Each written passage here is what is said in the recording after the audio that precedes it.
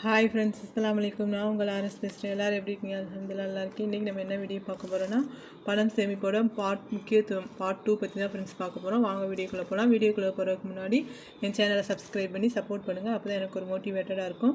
உங்கள் friends and ரிலேட்டிவ்க்குலாம் share பண்ணுங்கள் friends. நீங்கள் பண்ணுற ஒவ்வொரு லைக் ஒவ்வொரு கமெண்ட்ஸ் எனக்கு அடுத்தடுத்த வீடியோ கூட யூஸ்ஃபுல்லாக இருக்கும் ஃப்ரெண்ட்ஸ். வேறு எதுவும் மெசேஜ் உங்களுக்கு தெரிஞ்சால் கூட எனக்கு கமெண்ட்டில் சொல்லுங்கள். நான் அதையும் எடுத்துக்கிறேன் ஃப்ரெண்ட்ஸ். ஓகே, வாங்க வீடியோக்குள்ளே போகலாம். இப்போ வந்து பார்ட் 1 நம்ம பார்த்தோம். பார்ட் 2 நம்ம என்ன பார்க்க போகிறோம்னா, பணம் இல்லாமல் மெயினாக பாதிக்கப்படுறது யாருன்னா லேடிஸ் தான் ஃப்ரெண்ட்ஸ். ஏன்னா அதாவது வீட்டில் இருக்கவங்க ஹவுஸ் ஒய்ஃபாக இருக்க இல்லத்தரசியாக இருக்க லேடிஸ் தான் வந்து ரொம்ப ரொம்ப வந்து பாதிக்கப்படுறாங்க. ஏன் எப்படின்னா, ஹவுஸ் ஒய்ஃப் வந்து அவங்களும் அவங்க குழந்தைகளும் இப்போ வந்து எல்லாமே மேரேஜுக்கு அப்புறம் ஹஸ்பண்ட் தான் சம்பாதிக்கிறாங்கன்னா அவங்களே எல்லாம் பார்த்துக்கிறாங்க அப்படின்னு வந்து சொல்லிடுவாங்க. அவங்களே எல்லாம் பார்த்துக்கிறாங்கன்னா நம்ம கையில் வந்து காசு தர மாட்டாங்க. ஒரு சில வீட்டில் வந்து இப்படி இருக்காது. ஒரு சில வீட்டில் ஆனால் இப்போ வந்து இந்த மாதிரி நடக்குது. எல்லாமே நாங்களே பார்த்துக்குறோம், அவங்களுக்கு எது தேவையாக இருந்தாலும் எங்கள்கிட்ட கேளுங்க அப்படின்னு வந்து அவங்க சொல்லிடுவாங்க. அவங்க சொல்லிடுவாங்கன்னு 5 ரூபாயோ ஒரு 10 ரூபாயோ தேவைன்னா கூட நம்ம என்ன செய்ய வேண்டியதாக இருக்குது, அவங்க கையை வந்து நம்ம எதிர்பார்க்குறதா இருக்குது. அது வந்து அவங்களுக்கு எப்படி ஃபீல் ஆகும்னு தெரியலை. பட் நமக்கு வந்து அந்த அது வந்து நம்ம கையில் ஒரு காசு இருந்தால், நம்ம ஒரு வேலைக்கு போயிருந்தால் நம்ம வந்து இப்படி 5 ரூபாய்க்கும் 10 ரூபாய்க்கும் நம்ம அவங்க கையை எதிர்பார்க்க வேண்டியது இருக்காதே அப்படின்னு சொல்லி வந்து நிறைய பெண்கள் வந்து ஃபீல் பண்ணுவாங்க. நான் அந்த வகையில் நானும் ஒன்று தான். நானும் நிறையா ஃபீல் பண்ணியிருக்கேன். இது மாதிரி நீங்கள் யாரும் ஃபீல் பண்ணியிருந்தீங்கன்னா கூட கமெண்டில் சொல்லுங்கள் ஃப்ரெண்ட்ஸ். அப்புறம் நெக்ஸ்ட்டு ஒன்று வந்து ஊருக்கு போகிறப்போ கூட என்ன செய்வாங்கன்னா, கையில் வந்து காசு கொடுக்க மாட்டேங்கிறாங்க. ஒவ்வொரு ஹஸ்பண்ட் வந்து ஒவ்வொரு வீட்டில் வந்து 1000 ரூபாய் 2000 ரூபாயெல்லாம் கூட வந்து கொடுத்துட்றாங்க. கொடுத்து நீ ஊருக்கு போகும்போது செலவு பண்ணிக்கலாம் அப்படின்னு வந்து சொல்கிறாங்க. ஆனால் ஒவ்வொரு வீட்டில் வந்து பேரண்ட்ஸே வந்து கூட்டிகிட்டு போகணுமா. அந்த பேரண்ட்ஸே வந்து பஸ் டிக்கெட்டு, ட்ரெயின் டிக்கெட்டாக இருந்தாலும் பஸ் டிக்கெட்டாக இருந்தாலும் அவங்களே கூப்பிட்டு போய் அவங்களே வந்து நம்ம எவ்வளோ நாள் தங்குறோமோ அந்த செலவையும் பார்த்து, குழந்தைகளையும் பார்த்து, அது மட்டும் இல்லாமல் நகை நட்டு வேறு போட்டு ஊருக்கு வரப்பெல்லாம் புது ட்ரெஸ் எடுத்து கொடுத்து, புது திங்ஸ் எடுத்து, ஏதாவது ஜுவல் வேறு வாங்கி போடணுமா. அந்த மாதிரிலாம் வந்து பெண்கள் வந்து இந்த இல்லத்தரசியாக இருக்கவங்க ஹவுஸ் ஒய்ஃபாக இருக்கவங்க வந்து நிறைய கஷ்டப்படுவாங்க. ஒவ்வொரு வீட்டில் எப்படின்னு தெரியாது, ஆனால் ஒவ்வொரு வீட்டில் இந்த மாதிரி நடக்குது.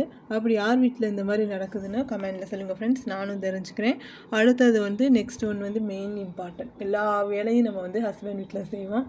ஆனால் ஏதாவது ஒன்று காய்ச்சலோ ஏதோ ஒரு தலைவலியோ வயிறு வலியோனா என்னான்னு கேட்க மாட்டாங்க. அது மட்டும் இல்லாமல் அவங்க வீட்டு ஆளுகளை வர சொல்லி அவங்க வந்து தாட்டி விட்ருவாங்க. எமர்ஜென்சியாக இருந்தாலும் கூட, அப்புறம் ப்ரெக்னென்சி டைமில் இந்த மாதிரி இடத்துல கூட வந்து என்ன செய்கிறாங்கன்னா, அவங்கவுங்க வீட்டில் வர சொல்லி அவங்க பேரண்ட்ஸை வர சொல்லி அங்கே தாட்டி விட்டு எந்த செலவையும் வந்து அவங்க பார்த்துக்கிறது இல்லை. இதுக்கு பேர் தான் எல்லா செலவையும் நான் பார்த்துக்கிறதா அப்படின்னு வந்து சொல்லிடுறாங்க. ஆனால் இதுக்கு பேர் என்னன்னு வந்து எனக்கு தெரியல. ஒவ்வொருத்தவங்க வீட்டில் வந்து சொல்கிற மாதிரி அவங்க ஹஸ்பண்ட் வந்து எல்லாம் பார்த்துக்கிறவங்களும் இருக்காங்க. ஆனால் மேக்ஸிமம் வந்து இந்த மாதிரி நான் வந்து நிறைய இடத்துல கேள்விப்பட்டிருக்கேன். இந்த மாதிரிலாம் நிறைய பேர் இருக்காங்க. எந்த ஒரு இதுவும் பார்க்குறதில்ல. ஆனால் வீட்டில் இருக்கும்போது மட்டும் வந்து எல்லா வேலையும் வந்து செய்கிற மாதிரி அவங்க வந்து இருக்குது. உங்கள் வீட்டில் எப்படின்னு வந்து கமெண்டில் சொல்லுங்கள். குடும்பத்தில் ஏதாவது ஒரு விசேஷம், அதாவது நம்ம சைடு ஏதாவது ஒரு விசேஷம்னா கூட, ஒரு அண்ணன் பிள்ளைக்கோ ஒரு அக்கா பிள்ளைகளுக்கோ ஏதாவது ஒன்று ஃபங்க்ஷன்னா கூட வந்து நம்மளால் வந்து உரிமையாக வந்து ஏதோ ஒரு வந்து மொய் வந்து செய்ய முடியாது. அதாவது அவங்களுக்கு வந்து ஒரு ட்ரெஸ் எடுத்து கொடுக்கவோ இல்லை காசு கொடுக்கவோ அந்த மாதிரி வந்து நம்மளால் வந்து செய்ய முடியாது. அப்பையும் வந்து நம்ம அவங்கக்கிட்ட தான் நிற்கணும், அவங்க சொல்கிறத தான் செய்யணும், அவங்க சொல்கிற பொருளை தான் வந்து நம்ம வந்து வாங்கிட்டு போகிற மாதிரி இருக்கும். இதில் வந்து பெண்களுக்கு வந்து எங்கே வந்து அதாவது ஹவுஸ் ஒய்ஃபாக இருக்கிறவங்களுக்கு எங்கே வந்து ஒரு ப்ரைவசி இருக்குது, ஒரு சுதந்திரம் இருக்குதுன்னு நீங்களே சொல்லுங்கள். எல்லாமே அவங்களே கேட்டு செய்கிறனால நம்ம இஷ்டத்துக்கு நம்மளால் வந்து எதுவுமே வந்து செய்ய முடியாது. அப்போ இங்கே வந்து என்ன அடிப்படை வந்து தேவையாக இருக்குது, பணம். அந்த பணம் தான் வந்து எல்லாத்துக்கும் அடிப்படை தேவையாக இருக்குது ஃப்ரெண்ட்ஸ். அதனால் ஏதாவது ஒரு நம்ம வந்து வீட்டில் இருக்கிறவங்க வந்து ஏதாவது ஒரு பார்ட் டைம் ஜாப்போ இல்லை வந்து வீட்டிலையே இருக்க தொழில் ஏதாவது ஹவுஸ் ஒய்ஃபாக இருந்து வீட்டிலே பாதி டைமில் செய்கிற மாதிரி ஏதாவது ஒரு வேலையை செய்யணும். அப்படி இல்லைன்னா ஏதாவது ஒரு பணம் சேவிங்ஸ் வந்து நம்ம செஞ்சுக்கிட்டே இருந்தால் தான் நமக்கு வந்து அது யூஸ்ஃபுல்லாக இருக்கும் ஃப்ரெண்ட்ஸ். உங்கள் வீட்டில் இந்த மாதிரி இருந்துச்சுன்னா கமெண்ட்ல சொல்லுங்கள். ஓகே, பாய்.